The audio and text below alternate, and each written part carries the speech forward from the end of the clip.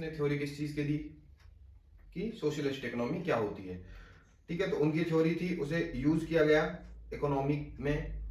ठीक है, इकोनॉमी क्या होती है अब हम ये समझेंगे। इकोनॉमी, अब हम ये तो समझ गए हैं कि इकोनॉमिक्स क्या होती है, कि कुछ सेट ऑफ रूल्स और कुछ सिद्धांत जिन्हें एक व्यवस्था को पालन करवाने के लिए यूज किया गया है, बनाया गया है, वो होती है इकोनॉमिक्स। ठीक है, किसी व्यवस्था या सिद्धांत का अध्ययन करके उसके लिए बनाए गए रूल्स, ये हो गई इकोनॉमिक्स। इकोनॉमी क्या हो गया, उनको उनका इम्प्लीमेंटेशन इकोनॉमी हो गई है, लाइक एक प्रोसेस हो गया है इकोनॉमी। चलिए अब हम जानते हैं कि इकोनॉमी क्या होती है। इकोनॉमी में जो चीज इन्वॉल्व होती है वो होती है production, production of goods and services. Production हो गया, अब कुछ चीज प्रोडक्ट प्रोड्यूस होगी तो उसके बाद वो कंज्यूम भी होगी। उससे पहले क्या होगी, डिस्ट्रीब्यूट होगी, डिस्ट्रीब्यूशन। ठीक है, उसके बाद कंजम्पशन होगा, उपभोग होगा। ठीक है, किसका, गुड्स एंड सर्विसेज का, गुड्स एंड सर्विसेज का,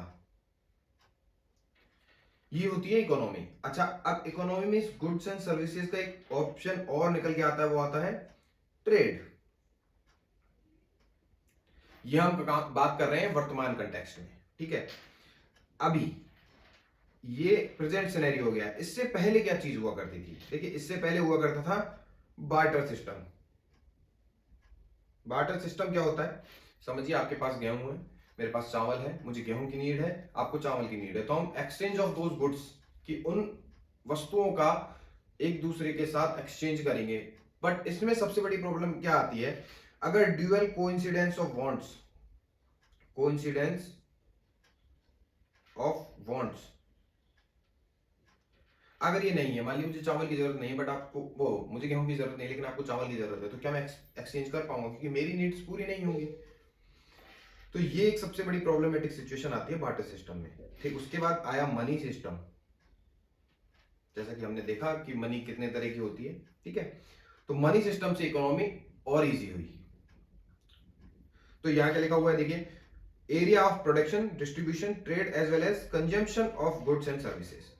ठीक है, प्रोडक्ट, कोई चीज का प्रोडक्शन होगा, फिर वो चीज डिस्ट्रीब्यूट होगी लोगों के बीच।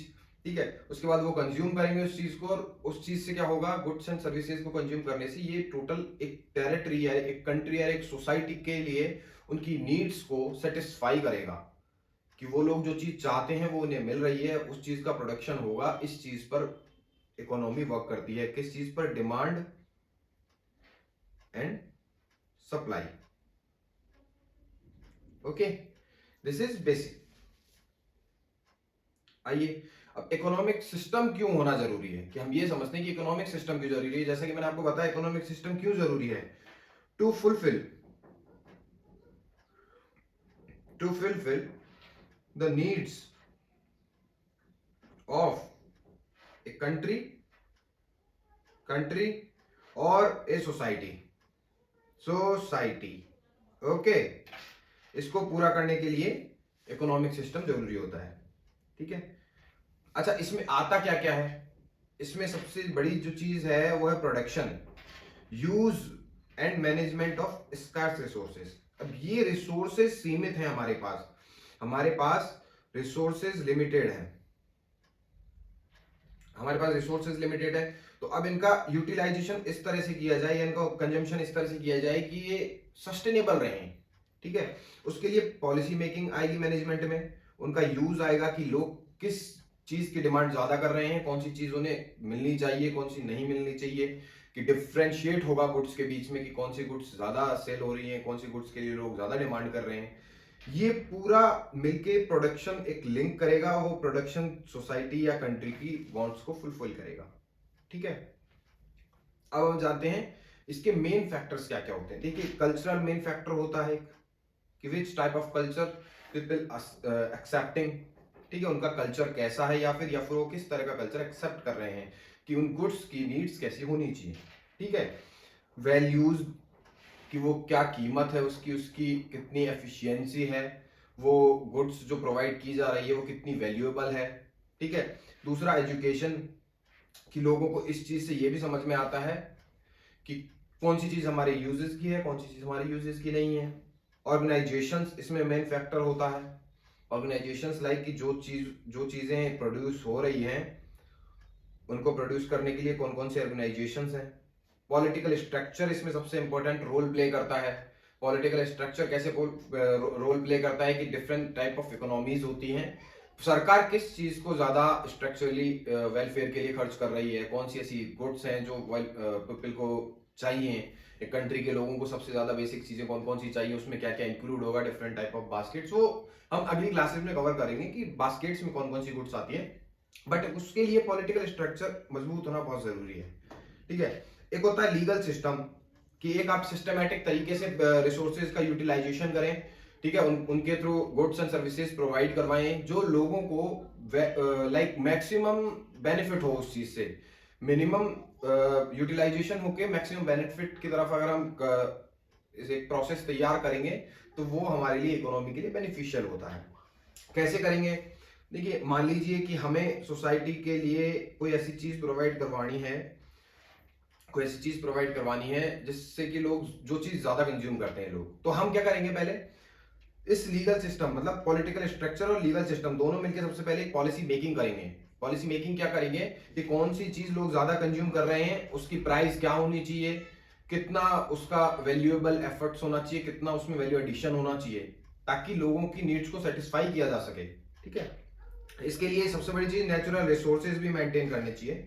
नेचुरल रिसोर्सेज एक बहुत बड़ा रोल प्ले करता है। किसी कंट्री के नेचुरल रिसोर्सेज अगर अच्छे हैं तो वो कंट्री अच्छी गुड्स एंड सर्विसेज प्रोवाइड करवा पाएगी, इसीलिए मार्केट में कंपटीशन भी दिखाई देता है हमें जी।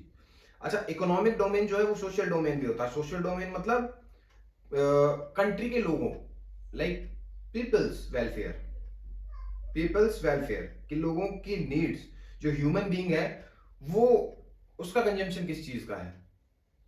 हम ये भी देखते हैं ना, इकोनॉमी जो बेसिकली चीज है वो दो चीजों पे रिलाई करती है, डिमांड एंड सप्लाई। अब लोग जिस चीज की डिमांड ज्यादा करेंगे उस चीज का प्राइस भी बढ़ सकता है, ठीक है। हो सकता है कि वो चीज इतनी कॉस्ट एफिशिएंट ना हो या फिर उसकी क्वालिटी में कमी आ जाए, ठीक है। दूसरी चीज, उसकी सप्लाई साइड अगर अच्छी रहेगी तो उसका प्राइस नहीं बढ़ेगा। डिमांड एंड सप्लाई में अगर बैलेंस है तो प्राइस नहीं बढ़ेगा। Getting my point? ठीक है, ये होता है सोशल डोमेन कि लोगों के लिए भी जो चीजें हैं उनका मैक्सिमम उन तक यूटिलाइजेशन हो, वो लोग उस चीज को, उस सर्विसेज को यूज कर पाए। अच्छा, इसमें एक इकोनॉमिक सिस्टम में पार्ट्स कौन कौन से हम ये देखते हैं। बिजनेस ऑर्गेनाइजेशन सबसे बड़ा पार्ट होता है, दूसरा इंस्टीट्यूशंस होते हैं, एक पॉलिसी मैकेनिज्म होता है, और तीसरी चीज जो सबसे बड़ी आती है होती है उस प्रोडक्शन में, कंजम्पशन में, डिस्ट्रीब्यूशन में इन्वॉल्व जितने भी लोग हैं, जितने भी लोग इन्वॉल्व हैं,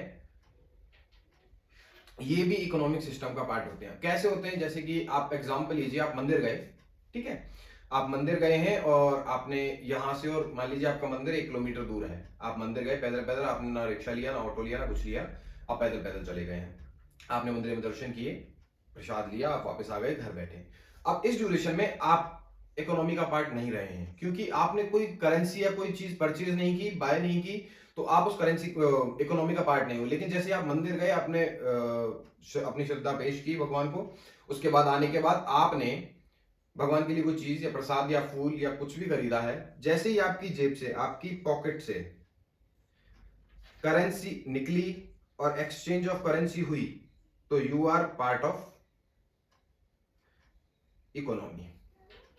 समझे आप मेरी बात को, कि जहां आपने करेंसी यूज की वहां आप एक अर्थव्यवस्था का भाग बन चुके हैं, ठीक है। तो बिजनेस ऑर्गेनाइजेशन इसका पार्ट होते हैं, ठीक है, इंस्टीट्यूशंस पार्ट होते हैं, पॉलिसी मैकेनिज्म इसका पार्ट होती है कि किस तरह की पॉलिसी बनाई जाए, ठीक है। दूसरा, मैंने आपको बताया कि प्रोडक्शन, कंजम्पशन और डिस्ट्रीब्यूशन में जो लोग पार्ट ले रहे हैं वो भी इकोनॉमी का पार्ट होते हैं।